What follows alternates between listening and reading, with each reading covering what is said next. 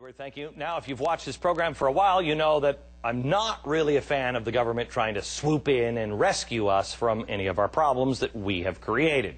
I think we need to take our licks. I think these companies screwed up. They need to feel the pain, come out stronger on the other side.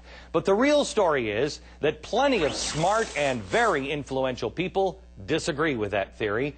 And now you can add another one to the list. It's the new Frenchy Frenchman who heads up the International Monetary Fund, the IMF. He gave a shocking speech over the weekend in which he warned countries around the world that lowering interest rates will not be enough to, quote, get us out of the turmoil we are in, end quote. That, by the way, is kind of big news because it shows real fear over the dark clouds that may be ahead, clouds that are so far above the horizon that they can only be seen by someone at a global level. He goes on to recommend, and this is what made blood shoot out of my eyes, he said the foreign governments need to start spending more and running up deficits. What? He says that countries should follow our lead and use big government welfare stimulus packages as a model for what the rest of the world should do. I have to tell you, I know I'm just a rodeo clown who doesn't know anything really about international finance, but when a patient gets sick, you isolate them at work to cure the disease. Rarely, if ever, does a doctor say, hey, let's get every patient in the hospital this disease. You don't cure a disease by giving the disease to everybody else. But who am I kidding? I mean, if people actually used simple logic and common sense, then we'd never be in the position that we're in to begin with. Peter Schiff is the president of Europe Civic Capital and author of Crash Proof, How to Profit from the Coming Economic Collapse. Always a happy title and always good to have you on the program, Peter. Last night I'm in bed and I'm, doing what I usually do in bed. My wife is snoring and I'm reading, about the coming economic apocalypse. And I read, no doubt.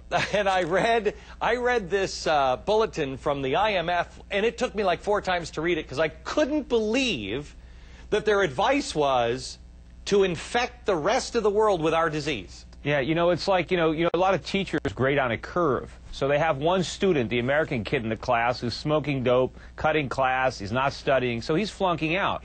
And rather than talking to that student to improve his study habits, he's encouraging the rest of the class to smoke dope and skip class so the whole curve can go down and then everybody can get a passing grade. But it doesn't, honestly, I hate to sound like, like these conspiracy theorists that say the bankers are all in it together. But it's so stupid, it's almost like they are intentionally designing a collapse. Especially coming from the IMF, because for years, these guys have been warning about the big imbalances, the current account and trade deficit in the United States. They've been warning about the consequences. Well, here they are. And instead of saying, suck it up and do the right thing, they're trying to put more Band-Aids on it. They're trying to encourage the Europeans to be irresponsible, to take the pressure off our currency and our economy. But, I don't think it's going to happen. You look at the ECB, they're talking tough. They're talking about inflation. They're not going to let European governments start deficit spending because they will rein them in. They will raise interest rates and they will undercut it. True or false, Peter, that this is,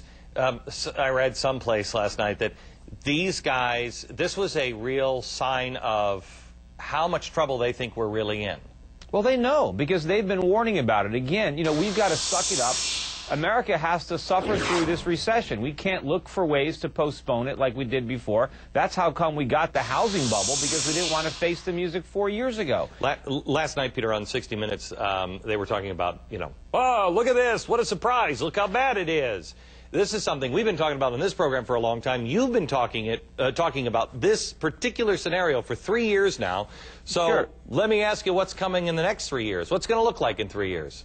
Well, our whole phony economy, which is based on borrowing money from the rest of the world to consume, is going to come falling apart. American consumers acted as if they won the lottery if they owned a home. They were borrowing and spending trillions of dollars because they believed that this home equity was real. Well, now they're waking up to the fact that it was an illusion. The only thing that's real is the mortgages that they have, and now they're walking away from them. That 60 Minutes reporter was surprised that somebody didn't want to pay $3,200 a month for a 1,200 square foot townhome, and they said, well, why? You signed up for it, and they said, sure, we were willing to do it when real estate prices were rising. That's right. But now that they're falling, we don't want any part of it. We're walking away. Peter, thank you very much. That is the real story.